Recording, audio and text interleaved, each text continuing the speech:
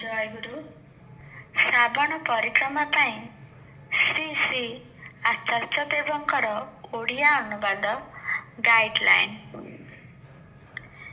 ପରମ ପ୍ରେମମୟ ପରମ ଦୟାଲ ଶ୍ରୀ ଶ୍ରୀ ଠାକୁରଙ୍କ ଶ୍ରୀଚରଣ ବୃନ୍ଦେ ମୋର କୋଟି କୋଟି ପ୍ରଣାମ। ପରମ ଆରାଧ୍ୟ ଜଗତ ଜନନୀ ଶ୍ରୀ ଶ୍ରୀ ବଡ଼ମାଙ୍କ ଶ୍ରୀଚରଣ ବୃନ୍ଦେ ମୋର କୋଟି କୋଟି ପ୍ରଣାମ।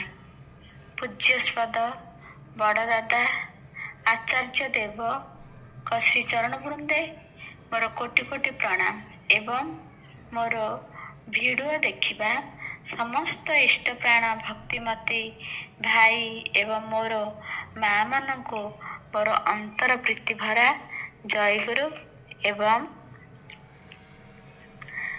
ଭଲବାସି ପ୍ରଣାମ ନିବେଦନ କରୁଛି। ଆମର ଆଜିର ବିଷୟବସ୍ତୁ ହେଲା ଶ୍ରାବଣ ମାସରେ ମାତୃ ସମ୍ଭାଳନ ପାଇଁ ଶ୍ରୀ ଶ୍ରୀ ଆଚାର୍ଯ୍ୟ ଦେବଙ୍କ ଗାଇଡଲାଇନ୍ ମାନେ ନିୟମାବଳୀ ବିଷୟରେ ଆଜିର ଆଲୋଚନା ହେବ। ଏହି ଝିପିଝିପି ବର୍ଷାର ସହିତ ମଳୟ ପବନ, କେତେବେଳେ ବର୍ଷା ତ କେତେବେଳେ ଖରା ଅତି ସୁନ୍ଦର ଭାବରେ ଆଗମନ କରିଛି।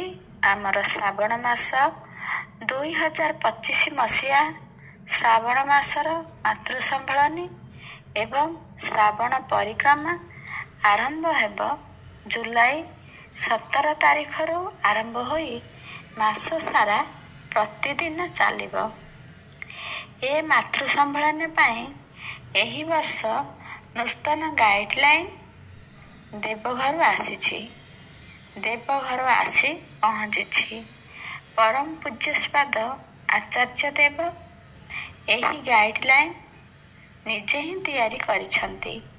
ସେହି ନିର୍ଦ୍ଦେଶଗୁଡ଼ିକ ସବୁ ଏହିପରି ଏ ବର୍ଷ 2025ର ଶ୍ରାବଣ ପରିକ୍ରମା ଜୁଲାଇ 17 ତାରିଖ ଗୁରୁବାର ଠାରୁ ଆରମ୍ଭ ହେବ ସାରା ମାସ ପର୍ଯ୍ୟନ୍ତ ଚାଲିବ। 1 ଘଣ୍ଟା 10 ମିନିଟ ଭିତରେ ମାତୃ ସମ୍ଭାଳନୀ ଶେଷ କରିବା ପାଇଁ ନିର୍ଦ୍ଦେଶ ଦିଆଯାଇଛି।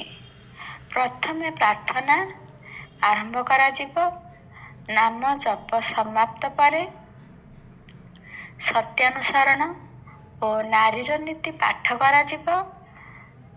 3ଟି ଭଜନ ସମବେତ ଭାବରେ କୋରସ ଓ ଭଜନ ଯାହା ହେଉ 3-4 ଜଣ ମା ମିଶିକରି ଗାଇବେ।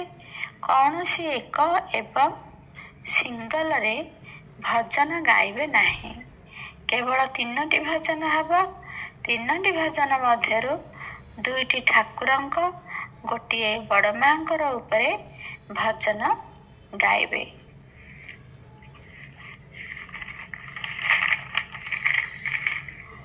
ଏହା ହେଲେ ଏକା ସାଥିରେ ସର୍ବାଧିକ ମା ମାନେ ଅଂଶଗ୍ରହଣ କରିପାରିବେ ଏବଂ ଗାଇପାରିବେ। ସମସ୍ତଙ୍କୁ ଆନନ୍ଦ ପ୍ରାପ୍ତି ମଧ୍ୟ ହେବ। ସେମାନେ ଉତ୍ସାହିତ ମନେ କରିବେ। ଏହି ଭାବନାରେ ଏହିଥର ମାତୃ ସମ୍ଭାଳନୀ ଭଜନ ପାଇଁ ନିର୍ଦ୍ଦେଶାବଳୀ 2 ଜଣ ତରୁଣୀ ଅର୍ଥାତ୍ ନୂତନ ମା ଯେପରି ଆଗରୁ ଇଷ୍ଟ ପ୍ରସଙ୍ଗ କରିନାହାନ୍ତି ମାନେ ଯାଜନ କରିନାହାନ୍ତି ତାଙ୍କୁ କରିବା ପାଇଁ ନିର୍ଦ୍ଦେଶ ଦିଆଯିବ।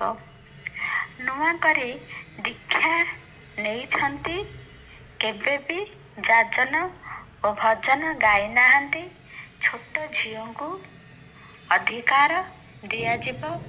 ଇଷ୍ଟ ପ୍ରସଙ୍ଗର ବିଷୟଟା ଆଗରୁ ଠିକ୍ କରିବାକୁ ହେବ।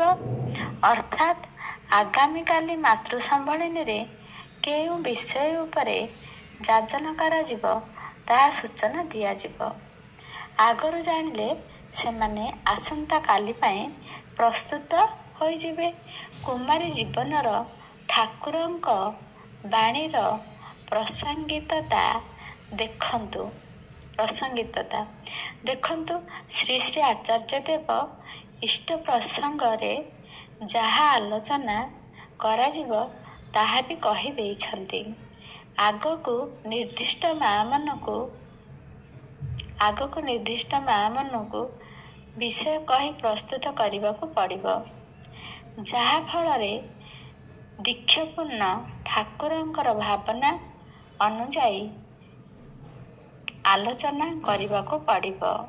ଇଷ୍ଟ ପ୍ରସଙ୍ଗ କିପରି କରିବାକୁ ହେବ, ଆଗରୁ ବିଷୟ ଅନୁସାରେ ଶ୍ରୀ ଶ୍ରୀ ଠାକୁରଙ୍କର ଭାବଧାରା ଅନୁଯାୟୀ ଦକ୍ଷପୂର୍ଣ୍ଣ ଯାଜନ କରିବାକୁ ହେବ।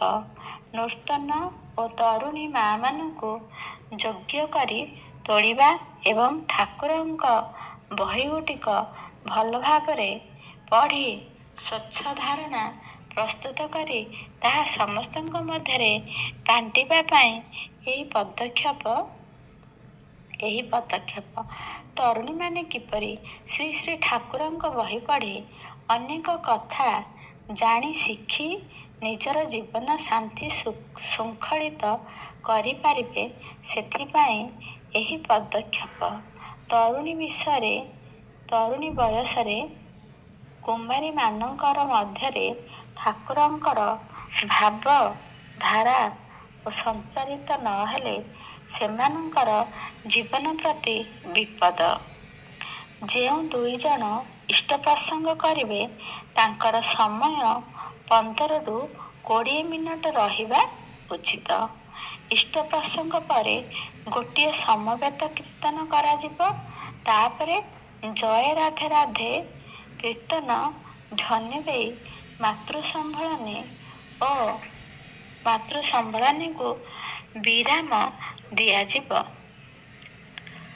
ପ୍ରସାଦ ବଦଳରେ ବତାସ ଅନ୍ୟ ଫ୍ରୁଟ୍ସ ଦିଆଯିବ କିମ୍ବା